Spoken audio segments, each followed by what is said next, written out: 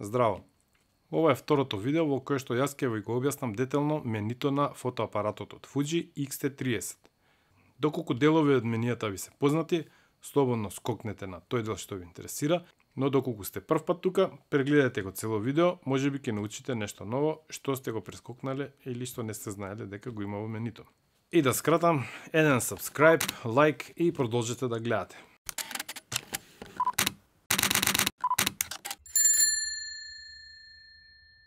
Прво ни е IQ менито, големината на фотографијата. Стандардниот формат е 3:2. Доколку фотографираме само за на интернет, тогаш можеме да фотографираме JPEG фајлови во 16:9. Овој однос нема да важи за дигиталниот негатив, односно RAW фајлот. И еве ќе одбереме 16:9. Јас секогаш сакам да фотографирам RAW плюс Fine. JPEG фајловите кои што ги даваат Fuji фотоапаратите се одлични и затоа јас сакам да го искористам максималниот квалитет на тој фајл. А и картичките се ефтини, благодарение на RAW фајлот.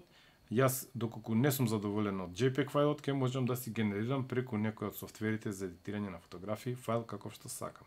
Дигиталниот негатив или RAW recording го сакам во максимален квалитет. Film Simulation, се овдека станува збор за вкус, може да видите на фотографиите, стандард, Velvia, Astia, Classic, Chrome.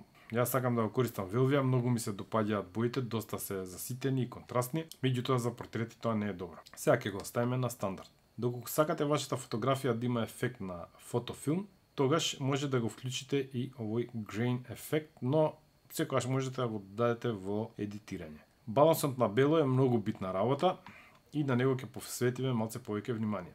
В 95% од случаевите балансот на бело на ауто ќе ви ги заврши супер работа, односно фотоапаратот правилно ќе одреди која вредност треба да примени. Со помош на оваа мрежа вие можете подетално да го подесите балансот на бело, меѓутоа ја ова не сум го користел и идеме понатаму.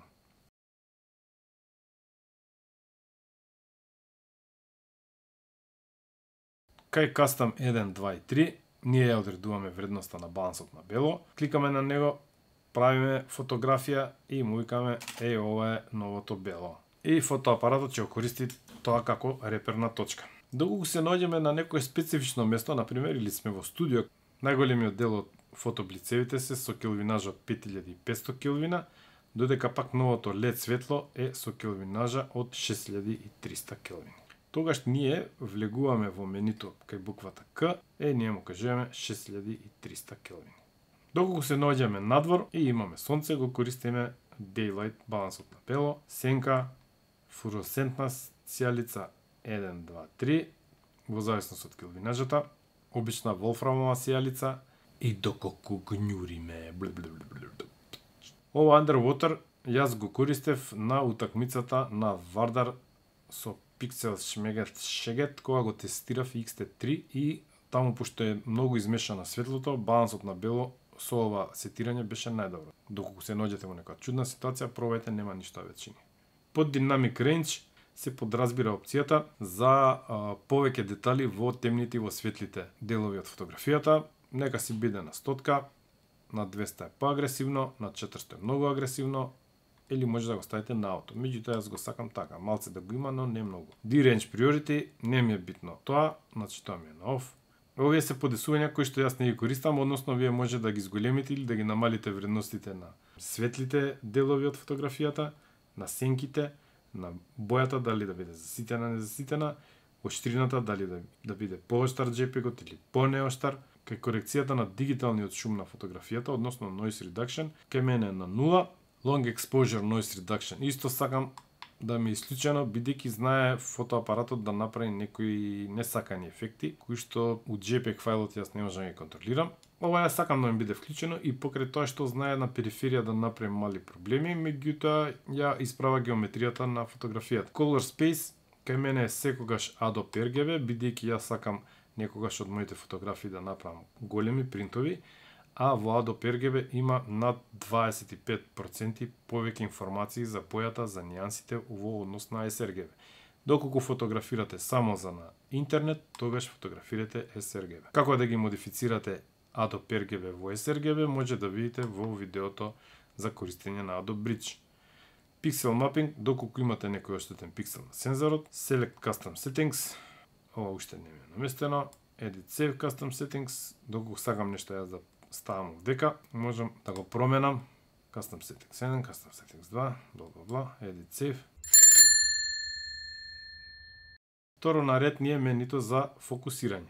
Тука можете да одредите дали оваа зона да биде на цел сензор, да биде пола и можете да движите со помош на джойстикот или да биде една малецка, една точка. Вредностите на ова ги менуваме со кружните прекинувачи кои што се наоѓаат од задната страна или од предната страна на самиот апарат. Значи и двете функционираат.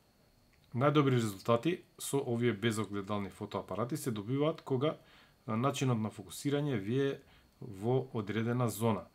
На тој начин процесорот на самиот фотоапарат е сконцентриран само во еден одреден дел и може да добиете многу подобри резултати во однос на фотографирање и барање да се фокусира на целиот сензор. Ја користам ваква зона. Последната опција, All, тоа значи дека тој може да фокусира и во една точка, и во зона, и да биде на целата површина на сензорот, за да го прати некој предмет.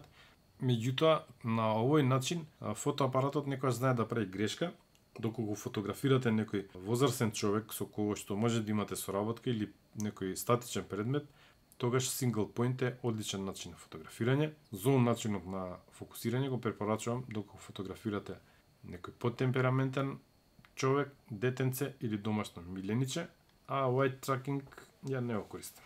И ќе го ставиме сега на all. Кај континуираниот начин на фотографирање можете да подесите осетливоста на системот за фокусирање. Кај custom вие сами може да одредите брзината на фокусирање и агресивноста на пратењето на предметот што се движи. Autofocus Point Display ќе ви ги покажува точките во кои што може да фокусира. Ова добре што го има, меѓутоа ја не го користам и затоа ќе ги исклучам. Number of Focusing Points не го користам, веројатно во овој начин на фотографирање не ни дава да ги имаме сите. При Autofocus интересна опција која што е добра да се користи кога фотографирате некој спортски настан, односно некој предмет во движење, каде што апаратот пред вие да притиснете, он го бара предметот, фокусира на него и ви овозможува да бидете попрецизни.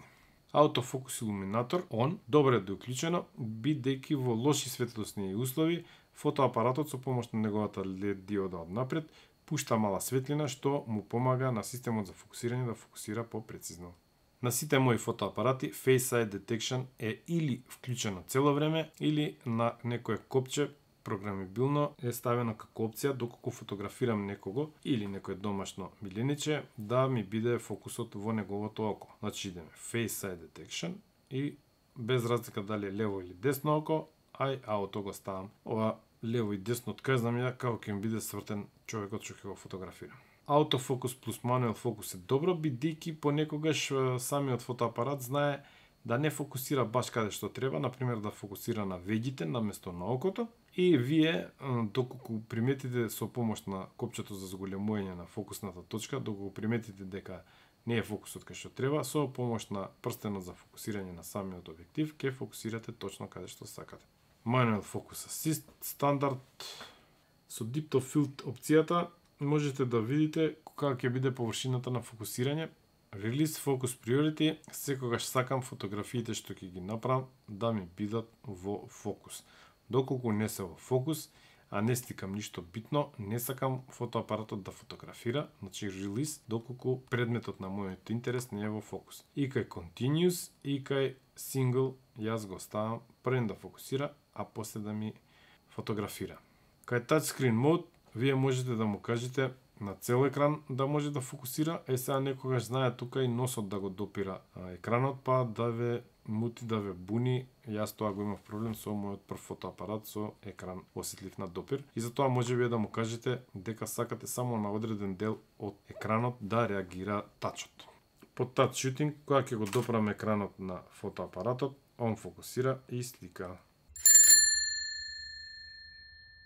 Следно ни е менито за фотографирање Shooting Settings. По Drive Settings, кај Bracketing 1, ние можеме да му кажеме колку фотографии он да направи. Со кокава бленда да иде на така навака или со кокав баланс на бело да иде погоре или подоле. Ја кога користам начинот на bracketing, сакам да фотографирам со 5 фотографии, а разликата од секоја фотографија да биде во една бленда, односно step 1. Под one frame вие за секоја фотографија ќе треба да притиснете. Јас сакам continuous. Под sequence settings ни е обележан начинот на кој што ќе се направи фотографирањето. Односно, кога ни е 0 тогаш имаме нормално осветлена фотографија, со плюс ни е означена поосветлената фотографија, односно преекспонираната, а со минус ни е означена потемната фотографија, односно подекспонираната. И овие се работите што може да ги смените. Мене ми е окей вака и идеме понатака.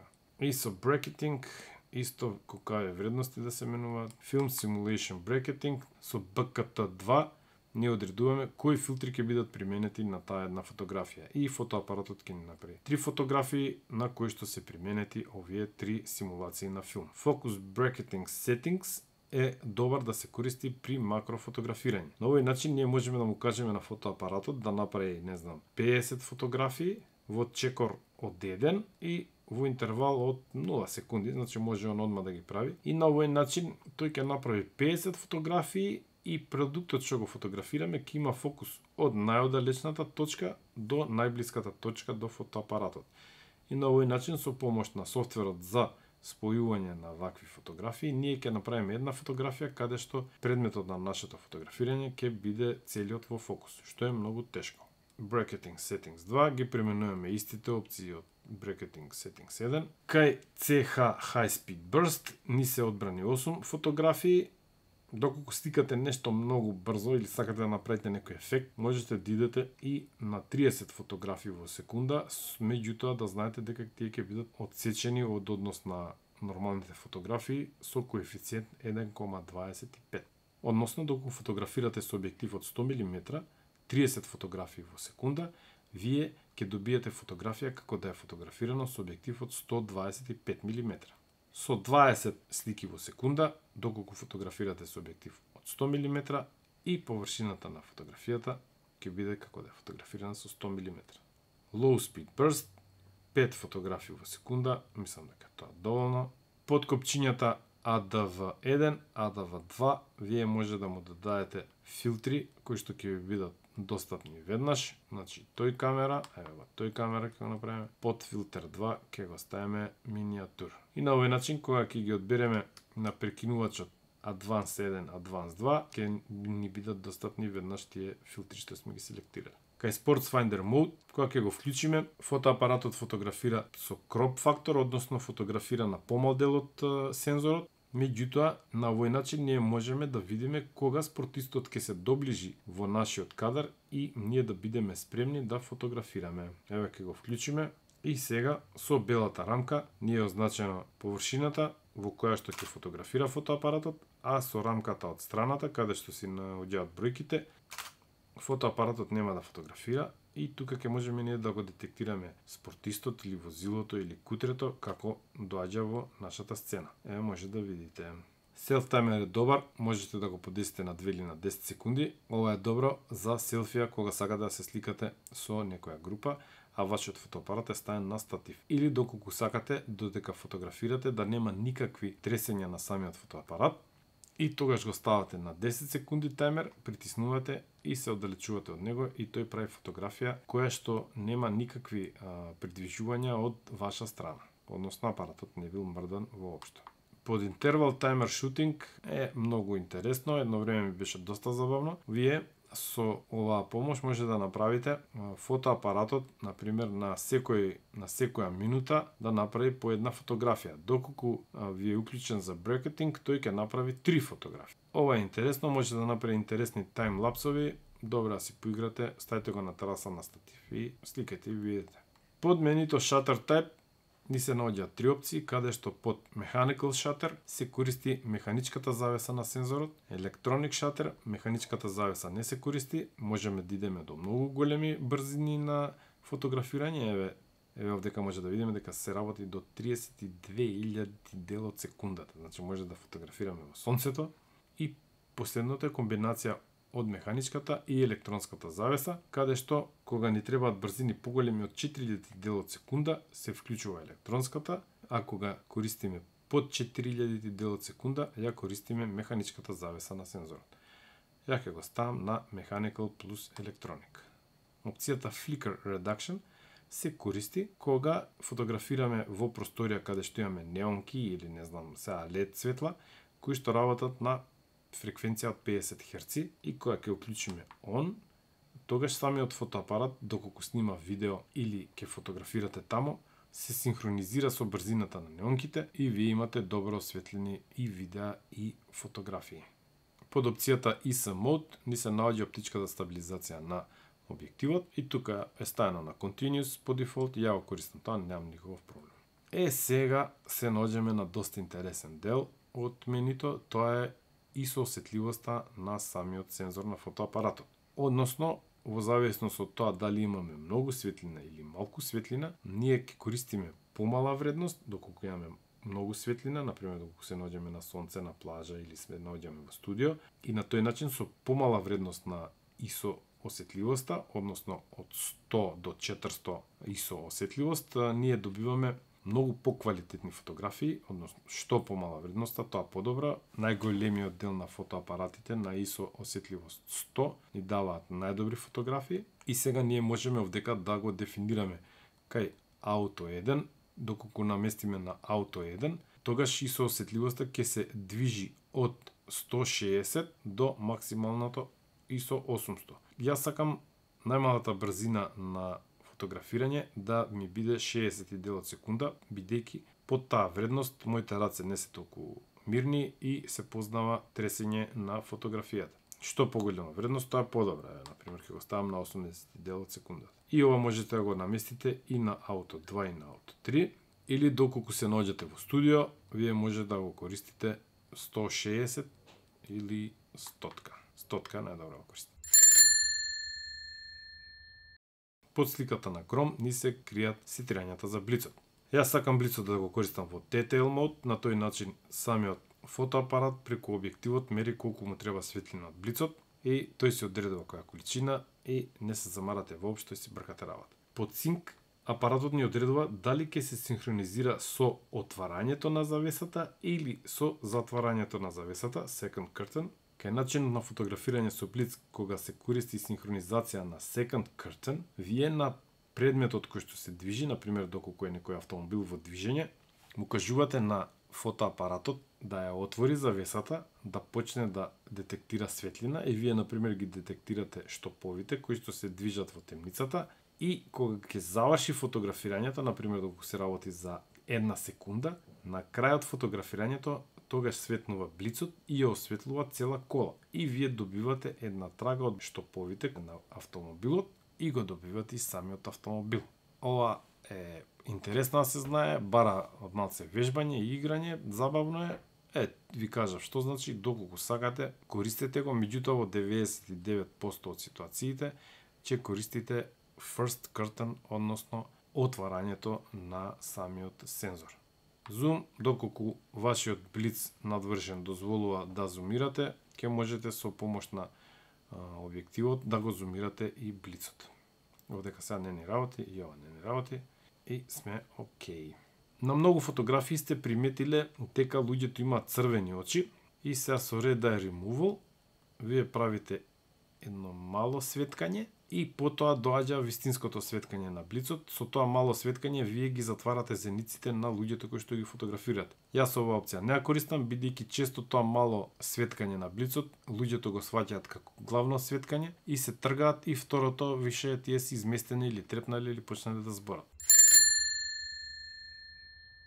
Наред е менито за снимање на видеа. Тука може да видите како прва опција ни се наоѓа форматот во кој што ќе се снима ова видео. Овој фотоапарат може да снима видео во 4К резолуција и бидејќи сме во Европа, јас сакам да го користам на 25 фотографии во секунда, а доколку се работи за видео кое што ќе биде наменето за YouTube, можете да користите помалата вредност од 100 мегабајти во секунда, а ако сакате максимален квалитет, но за тоа ќе ви требаат големи картички, може да видите дека на оваа 16 гигабајтна картичка може да собере 13 минути од 100 мегабајти во секунда, а 6 минути од 200 мегабајти во секунда. Под опцијата Full HD High Speed Recording ви се крие функцијата каде што вие може да му кажете на вашиот фотоапарат да снима со 100 слики во секунда и самиот тој во него да ги претвори во 25 слики во секунда и на тој начин вие не мора да едитирате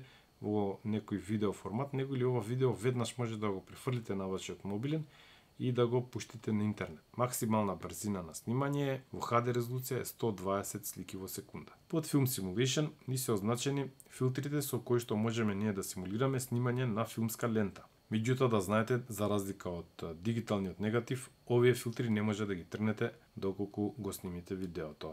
И сега кај Fuji најпознат филтерот е Eterna Cinema. Значи доколку снимате видеа со овој фотоапарат и сакате потоа да ги едитирате, снимајте ги во Eterna Cinema. Еке се вратиме на стандард. White Balance, како што реков, доколку се наоѓате во контролирана средина, одберете вие келвинажа или вие сами дадете му некоја вредност, направете. Во 99% од случаите при снимање на видео, бидејќи мора да имате континуирано светло, самиот фотоапарат ќе си одбере правилно вредност. Dynamic Range, истото како и фотографијата, колку детали да има во сенките, highlight tone, shadow tone, дали да бидат поекспонирани, подекспонирани, бојата, sharpness, noise reduction, исклучено, f-log recording.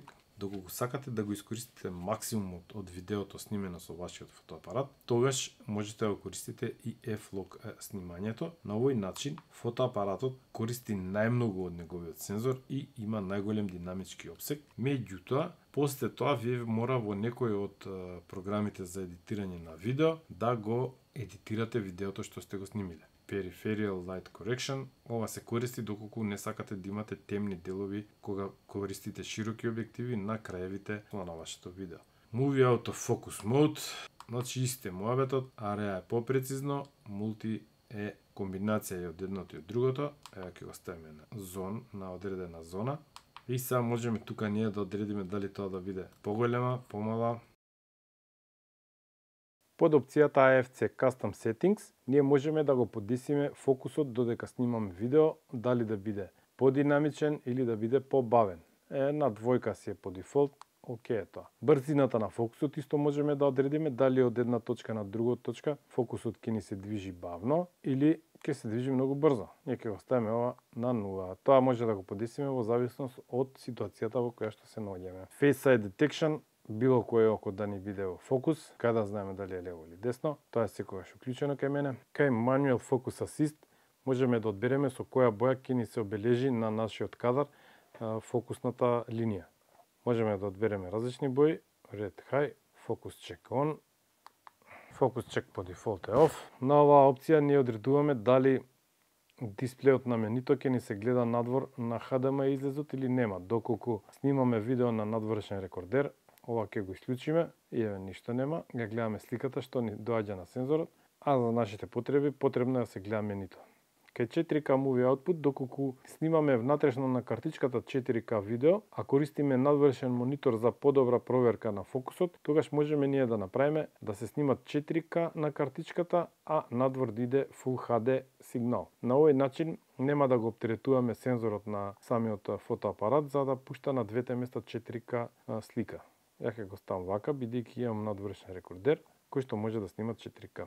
Сега за сега ќе го ставам ова вака. И кај Full HD Movie Output важи истото, дали ќе снимаме Full HD на картичката и Full HD ќе има на излезот, или ќе снимаме SD на картичката, а Full HD ќе имаме на излезот. Ова е малце без врска. 4K HDMI Standby Quality, не знам што.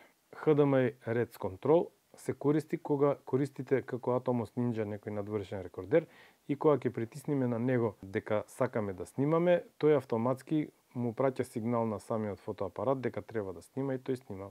Zebra Settings, за да знаеме што ни е изгорено. Еве може да видите тука, масата е изгорена. Ова ви покажува на најбрз начин дека треба да се коригирате. Доста битен дел при снимањето на видео се аудио сетирањето. Во зависност од тоа што снимаме, можеме да подесиме осетливоста на внатрешниот микрофон. Меѓутоа, ако сакате да имате вие нешто квалитетен звук, тогаш моја препорака е да си користите надворешен микрофон.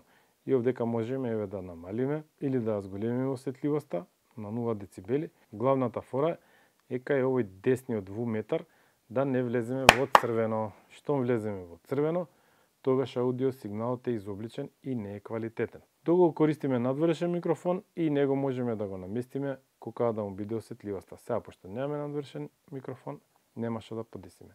Лимитерот на микрофонот ја го исклучувам. Доколку се наоѓате на отворено и снимате со шатган или со буба, тогаш филтерот за ветар е добро да го вклучите. На тој начин оној шум од ветрот ќе биде намален. Доколку се наоѓате надвор или во близина на некој автопат или на некои машини каде што има доста ниски фреквенции, со low cut филтерот вклучен, вие ќе ги исклучите оние фреквенции под нивото на човековиот говор и на тој начин ќе го изгубите она мумлање како и ќе имате поквалитетно аудио.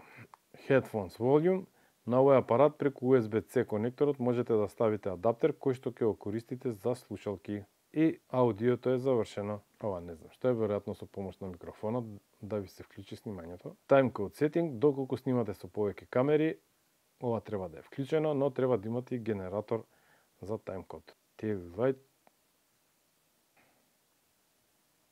Ова доколку снимате во некоја просторија каде што треба апсолутна тишина, уклучете го. И тоа би било тоа за видео подесување. Под иконата со рачваст клjuč, ние менито за сетирање на апаратот. Кај User Settings, ние можеме да форматираме картичката, нели, рековме, секоја нова картичка треба да се форматира во апаратот. Дата и време, многу е битно да ги наместиме, поради полесно пребарување на фотографиите. Time difference, бла, ова не интересира. Јазик англиски, My Menu Settings, ние можеме тука да додадеме Film Simulation, па можеме да додадеме Grain Effect, Image Size, Focus Area, можеме да дадеме и така натаму. И со ова ние сме ги одбрале командите што сакаме да не бидат во My Menu и можеме да видиме, тука ни се наоѓаат во последниот дел од менито, Film Simulation, Focus Area, Grain Effect, Image Size, бла. Сензор Cleaning, ова е добро да го имате, за да може сензорот на исклучување да ги истресе сите прашинки што ќе бидат на него. Sound and Flash, on, off, ако стикате во некое место каде што е потребна тишина, ставете го на off, така да што и да притискате нема да се случи ништо. Со командата Reset може да го ресетирате менито за фотографирање, можете и да го ресетирате цел апарат. Ако не сакате вашиот апарат да се слуша кога ќе фотографира, тогаш вие можете да ги исклучите off. На self timer добро е да го слушате, бидејќи последните 2-3 секунди ќе прави тој пип, ќе стрикне и вие ќе знаете дали сте стигнале на време или не. Operation Volume off, не сакам да ми клика. Shutter Volume и тоа off. Shutter Sound, добро, исклучено е. Playback Volume, доколку имате видео снимено, а сакате да слушнете нешто на малото звучниче од вашиот апарат, тогаш ќе идете на Volume за преслушување. Не дека нешто е многу квалитетно, моја препорака е да користите слушалки. Кај Screen Setup ни се наоѓаат подесувањата за екранот на кој што ние прегледуваме овдека. Auto Rotate Display off, ова brightness, колку да биде осветленоста на електронскиот визир, и VF Brightness, Auto, Color Adjustment. На LCD светлината, доколку се наоѓате на нешто многу светло, односно надвор на сонце, тогаш може да се зголемите светлината на вашиот екран. Бојата на LCD, ова не го чепкам. За да може да бидете сконцентрирани на вашето фотографирање, јас сакам да ги прегледувам фотографиите само кога ќе стиснам на копчето Play. Не сакам тој автоматски да ми ги пушта фотографиите и затоа оваа опција е исклучена. Auto Rotate Displays, не сакам да ми го врти екранот, ќе се снајдам јас и вака, поголеми ми се буквите, еве доколку го ставам он и го свртам апаратот. Со Framing Natural Live View, не го користам. Framing Guideline, ова е добро за сите оние почетници да може да го применат правилото на 3. Ова не го користам. Focus Scale Unit Metri, Aperture Unit for Cinema Lenses има две опции, T number и F number. Под turn number сите оние објективи што се користат за снимање видео, за камери за видео, користат наместо отворна бленда F turn number. А ние такви објективи тешко богами дека ги користиме и затоа нека се седи по дефолт. Под Display Custom Settings можеме да наместиме што да ни се гледа на нашиот екран. Electronic Framing Guideline е добар за оние рамки да ни ги покаже за сите оние почетници да може да го користат Rule of Third, што би се рекло, или правило на 3. Јас сакам да користам дебелата, бидејќи кога фотографирам пейзажи, некојаш знае езорото да ми истече на едната страна. Ото не, хистограм, да. 4 опции има. Добро, толку. Чекай да видиме што сме направиле. Display Custom Settings не сум користел. Не. Под Button Dial Settings ние можеме да ги промениме командите што ги извршуваат некои од копчињата.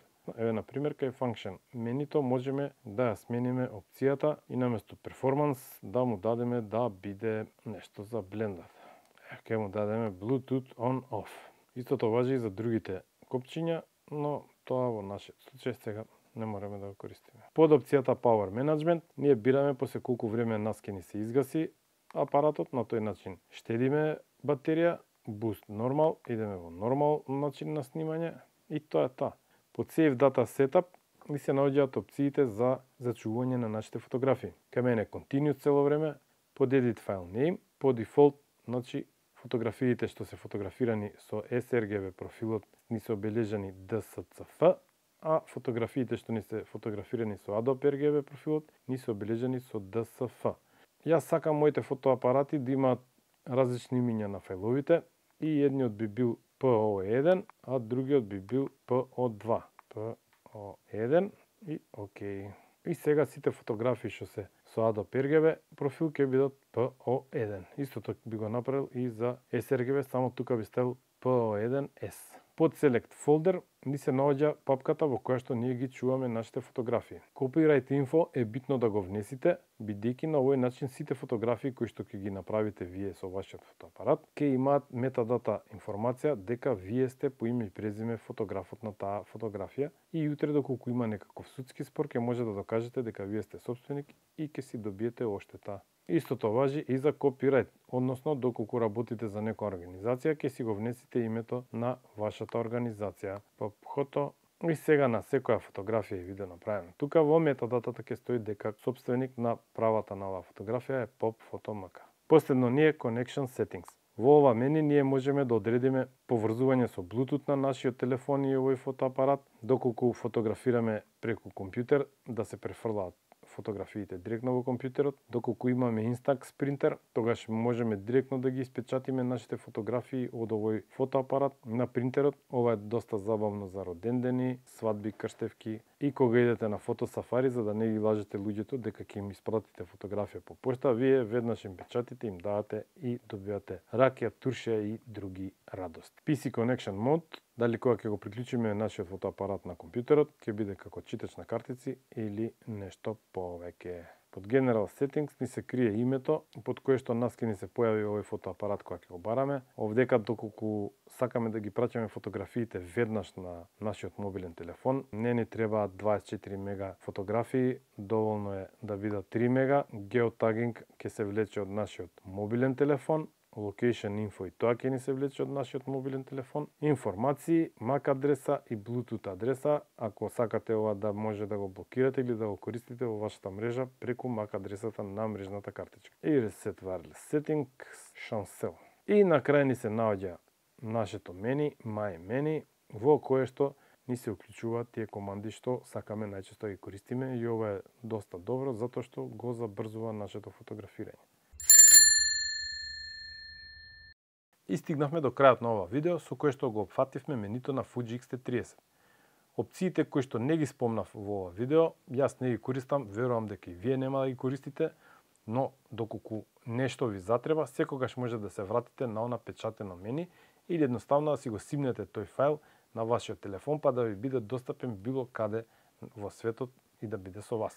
Знам дека не беше највозбудливо, но кликнете еден лайк, доколку не сте претплатени на нашиот канал, претплатете се и продолжете да не гледате. Чао!